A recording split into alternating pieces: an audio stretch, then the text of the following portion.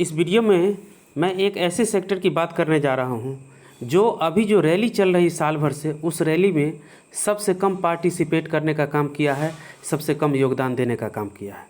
उस सेक्टर का नाम है बैंक सेक्टर। बैंकिंग सेक्टर के जो भी स्टॉक हैं वह साल भर से निफ्टी 50 हो या सेंसेक्स हो, उसमें रैली में योगदान नहीं दे पाया है, क्योंकि कोरोना काल के कारण बैंक के एनपीए जो है बढ़ गए थे और बढ़ने के कारण जो है प्रॉफिट कम निकला बैंक का, जिसके कारण इसका स्टॉक जो है आगे की ओर नहीं बढ़ पाया। पहला स्टॉक जो हम इस वीडियो के माध्यम से देख रहे हैं वह है आपको एचडीएफसी बैंक। एचडीएफसी बैंक जो है बैंक सेक्टर का एक सेक्टर लीडर कंपनी है और इसका यदि हम अभी का पोजीशन देखें तो यह निकल कर के आ रहा है लगभग 1687 रुपया में यह मिल रहा है। और इसका यदि हम पोजीशन अभी की स्थिति में देख लेते हैं तो दिखाई दे रहा है कि इसमें ब्रेकआउट जो है मिल चुका है। और ब्रेकआउट जो है मिला है वह इस पोजीशन में मिला हुआ, अर्थात ये जो पोजीशन था इसका ये रेसिस्टेंस बना हुआ था, इसको जो है पिछले ट्रेडिंग वीक में यह ब्रेक करने का काम किया है। तो एचडीएफसी बैंक का जो भी इस क्वार्टर सितंबर क्वार्टर का रिजल्ट रहा है काफ़ी अच्छा तरह था, जिसके कारण जो है इसका स्टॉक जो एक बॉक्स पैटर्न में गुजर रहा था और बॉक्स से गुजरते गुजरते जो यह आपको यह ब्रेकआउट देने का काम किया है वह इसके क्वार्टर रिजल्ट के कारण ही है। तो अर्थात यदि आप चाहते हैं कि अन्य जो भी बैंक का रिजल्ट जो आने वाले आईसीआईसी बैंक हो, कोटक महिंद्रा बैंक हो, उसका भी रिजल्ट अच्छा होने वाला हो, यदि आपके पास अमाउंट ज़्यादा हो पोर्टफोलियो का लेकिन बैंक के स्टॉक कम हो, तो सर्वप्रथम आप सेक्टर लीडर एचडीएफसी बैंक को खरीदें, उसके बाद कोटक महिंद्रा को लें, उसके बाद आईसीआईसी बैंक को भी आप खरीद करके चल सकते हैं। इसके यदि हम आरएसआई देखें तो अभी 72 का आरएसआई निकल करके आ रहा है और पिछले कुछ दिन पहले जब यह लगभग 1400 लेवल पर था उस समय अच्छा खरीदारी करने का यह मौका दे रहा था। यदि आप नहीं खरीदे हैं तो ब्रेकआउट मिल चुकी है। कुछ अमाउंट अगर खरीदे हुए हैं तो अमाउंट बढ़ा लीजिए, स्टॉक की संख्या बढ़ा लीजिए, अगर नहीं पहले से है तो आप ब्रेकआउट पर भी ले सकते हैं। आप देख रहे हैं कि एचडीएफसी का क्वार्टर सेकेंड का रिजल्ट जो है कितना शानदार रहा है। इस रिजल्ट में देखने को मिल रहा है कि यह बैंक जो है लगभग 17.6% के रेट से ग्रो किया है, इसका नेट प्रॉफिट ग्रो। और यह जो प्रॉफिट ग्रो है जो निकल करके आ रहा है लगभग 8,834 करोड़ का प्रॉफिट बन रहा है। यदि हम नेट इंटरेस्ट इनकम में देखें तो यह निकल करके आ रहा है लगभग 12% के करीब बन रहा है, जो बहुत अच्छा माना जा रहा है। तो इसके आपको इंटरेस्ट इनकम में भी वृद्धि हो रही, साथ ही साथ प्रॉफिट ग्रोथ भी लगभग 17.6 के रेट से बढ़ा है, जो कुल करोड़ में देखते हैं तो 8,834 करोड़ बन के आता है। तो इस प्रकार पहला जो है प्राइवेट सेक्टर का सेक्टर लीडर बैंक जो है इतना अच्छा परफॉर्मेंस दिया है, तो और दूसरे भी जो भी बैंक है वह भी आपको अच्छा रिजल्ट का मार्केट एक्सपेक्ट कर रहा है।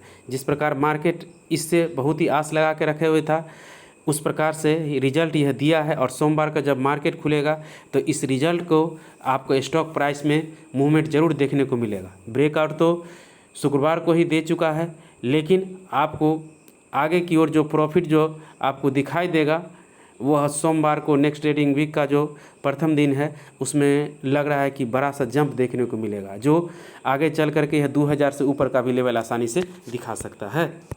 दूसरा लार्जेस्ट बैंक जो प्राइवेट सेक्टर का उसका नाम है आईसीआईसी बैंक। इसका क्वार्टर रिजल्ट जारी होने के लिए तिथि तो नहीं निर्धारित हो पाई, लेकिन इसका भी क्वार्टर रिजल्ट लग रहा है कि एचडीएफसी के जैसा ही होगा। और यह बैंक का स्टॉक जो है अभी लगभग यह रेसिस्टेंस के पास खड़ी हुई है। इसका रेसिस्टेंस जो बन करके आ रहा है यह लेवल ही रेसिस्टेंस बन करके आ रहा है। और जो अभी का पोजीशन देखते हैं तो 727 रुपया का एक स्टॉक मिल रहा है। और यदि इसका मार्केट जो है एचडीएफसी देखते हुए इसको भी एक्सपेक्टेशन के अनुसार अगर ट्रीट करे तो यह आसानी से इसको ब्रेकआउट दे सकता है और 750 से ऊपर का लेवल ये आसानी से दिखा सकता है। इसका आरएसआई देखते हैं तो 59 का है और अभी यह अच्छा पोजीशन में चल रहा है। और जिस प्रकार हम पहले ही बता चुके हैं कि इस जो बुलिश मार्केट है उसमें बैंक सेक्टर का कोई योगदान अभी तक नहीं रहा है और लग रहा है कि अब बैंक का बुलिश होने का समय आ गया है, आगे दौड़ने का आ चुका है। तो यदि आपके पास नहीं हो कोई भी बैंक सेक्टर और कम प्राइस में लेना चाहते हैं तो आईसीआईसीआई लगभग 700 कुछ रुपये मिल रहे हैं। यह अच्छा स्टॉक है, सेकेंड लार्जेस्ट प्राइवेट सेक्टर का बैंक है, आप इनमें इन्वेस्ट करके चल सकते हैं।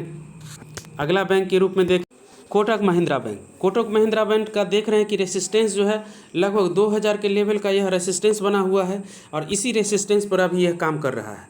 हो सकता है कि सोमवार को जो भी ट्रेडिंग वीक आ रही है उसमें यह रेसिस्टेंस को आसानी से पार कर सकता है और बिल्कुल यह पार करने की स्थिति में खड़ा हुआ है। इसका पहले जो देखते हैं तो यह एक बॉक्स में निकल करके आ रहा था। इस बॉक्स को काफ़ी दिनों से, लगभग हम देखें तो जनवरी से ही नीचे की ओर देखने रहे हैं कि जनवरी 2021 से ही यह इस बॉक्स में काम कर रही थी, जिसका 2000 का लेवल जो है रेसिस्टेंस के रूप में काम कर। नीचे का अगर सपोर्ट हम देखें तो लगभग 1600 के करीब जो है यह सपोर्ट बन करके आ रहा था और इसके बाद जो है लगभग रेसिस्टेंस के पास आकर के खड़ी हुई है। हो सकता है HDFC बैंक को देखते हुए इस पर जो भी मार्केट है इसमें भी अच्छा बुलिश मूवमेंट ला दे, अच्छा खरीदारी हो तो इस लेवल को ब्रेक करने के बाद यह 2200 से 2400 का लेवल भी आसानी से दिखा सकता है। अभी का RSI देखते हैं तो 63 का है, न तो बहुत ज़्यादा है न ही कम है। यदि आपके पास बैंक सेक्टर का कमी है तो HDFC के बाद कोटक महिंद्रा भी अच्छी बैंक है, आप ले सकते हैं। और नहीं कम प्राइस में चाहिए तो ICICI बैंक भी अच्छी कंपनी है।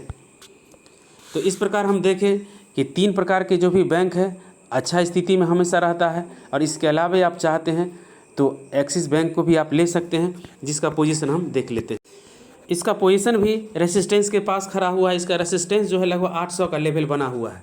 जो जनवरी 2021 में जो 800 का लेवल बना था उसके बाद धीरे धीरे मार्केट NPA होने के कारण वो धीरे धीरे नीचे जाते जाते लगभग जो है 650 या 625 का लेवल जो इसका सपोर्ट लेने का प्रयास किया था, जो इस लेवल पर बन करके निकल करके आ रहा है। और पिछले कुछ समय से यह एक बॉक्स में काम कर रहा है और बॉक्स जो निकल करके ये बॉक्स इसका बना हुआ है। अभी देख रहे हैं तो 800 के लगभग इसका प्राइस चल रहा है और ये जो है एक बॉक्स पैटर्न के बाद आपको ऊपर की ओर ब्रेक देने के लिए बिल्कुल खड़ी हुई है। इसका RSI अगर हम देखें तो यह निकल कर रहा है 59 का, न तो बहुत ज़्यादा है न ही कम है। यदि आप चाहते हैं कि चौथे कोई बैंक हो प्राइवेट सेक्टर का तो एक्सिस बैंक आप ले सकते हैं, लेकिन मेरा मानना है कि सबसे पहले आप HDFC बैंक में इन्वेस्ट करें जो सेक्टर लीडर है, उसके बाद ICICI में, उसके बाद कोटक महिंद्रा में, और यदि उसके बावजूद भी आपका पोर्टफोलियो अमाउंट काफ़ी बड़ा है और एक्सिस बैंक को भी लेना चाहते हैं तो चौथा बैंक आप ले सकते हैं। इसके अलावा मैं कोई भी अन्य बैंक को सजेस्ट नहीं करता हूं, ना ही वीडियो में शामिल कर, क्योंकि उसका प्रॉफिट रेट काफ़ी वोलेटाइल है और काफ़ी अप एंड डाउन चलते रहते हैं। तो आज के लिए इतना ही। यदि आप इस चैनल पर नए हैं तो कृपया चैनल को सब्सक्राइब कर दें, लाइक कर दें, बेल आइकन को हिट कर दें, जिससे कि नए नए इन्फॉर्मेटिव वीडियो ला सकूं। धन्यवाद।